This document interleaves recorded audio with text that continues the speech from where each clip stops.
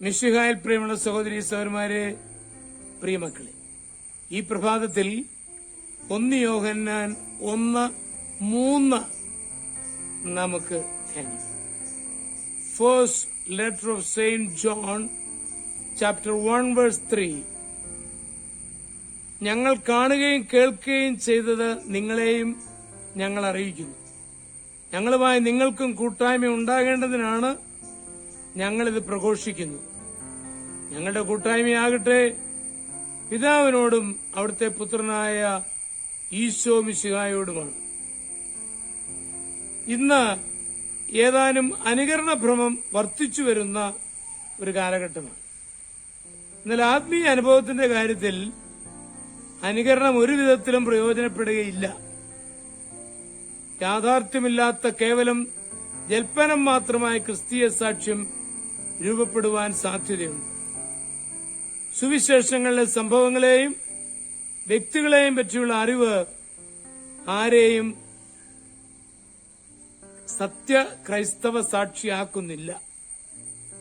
സുവിശേഷത്തിന്റെ ശക്തിയെപ്പറ്റി പ്രയോജനകരമായ സാക്ഷ്യം നിർവഹിക്കണമെങ്കിൽ ഉയർത്തെഴുന്നേറ്റ ഈശോയുമായി വ്യക്തിപരമായ ബന്ധമുണ്ടായിരിക്കും. യോഹന്നാനും മറ്റു ശിഷ്യന്മാർക്കും ഈശോയോട് നേരിട്ട് പരിചയവും ബന്ധവും ഉണ്ടായിരുന്നതിനാൽ അവരുടെ സാക്ഷ്യം ശക്തിയേറിയതായിരുന്നു. യോഹന്നാൻ പറഞ്ഞത്, ഞങ്ങൾ കേട്ടതും സ്വന്തം കണ്ണുകൊണ്ട് കണ്ടതും ഞങ്ങൾ നോക്കിയതും ഞങ്ങളുടെ കൈ തൊട്ടതുമായ ജീവന്റെ വചനമായ ഈശോ എന്നാണ്. നമ്മൾ ആർക്കും ആദ്യ ശിഷ്യന്മാരെ പോലെ ഈശോയെ ബാഹ്യ നയനങ്ങൾ കൊണ്ട് മുഖാമുഖമായി കാണുവാൻ സാധിച്ചിട്ടില്ല.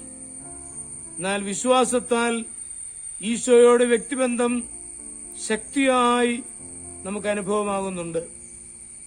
ദൈവവചനം വായിച്ചും പ്രാർത്ഥനയിൽ ഈശോയോട് ബന്ധം പുലർത്തിയും ദൈനംദിന ജീവിതത്തിൽ തന്നെ അനുസരിച്ചും തന്റെ ഇഷ്ടത്തിനനുസരണമായി ജീവിച്ചും അവരുമായുള്ള സചേതന ബന്ധം സ്ഥാപിച്ചു വളർത്തിക്കൊണ്ടുവരാം. നമുക്ക് ഈശോയോട് നേരിട്ടുള്ള ബന്ധം സ്ഥാപിക്കാം. അതാണ് യാഥാർത്ഥ്യതയുള്ള സാക്ഷിയായി തീരുവാനുള്ള മാർഗം. ഈശോ നമ്മുടെ സ്നേഹിതന് എന്ത് ചെയ്തു എന്ന് അയാൾ അറിയണമെന്ന് നാം ആഗ്രഹിക്കുന്നെങ്കിൽ ഈശോ നമുക്കെന്ത് ചെയ്തു എന്ന് അവൻ കാണുന്നു. നാം ഈശോയോട് ചേർന്ന് ജീവിക്കുമെങ്കിൽ നമ്മുടെ ജീവിതം സ്വാഭാവികമായും സാക്ഷ്യമായി. നമ്മുടെ ജീവിതമായിരിക്കണം നമ്മളുടെ ഏറ്റവും വലിയ സാക്ഷ്യം.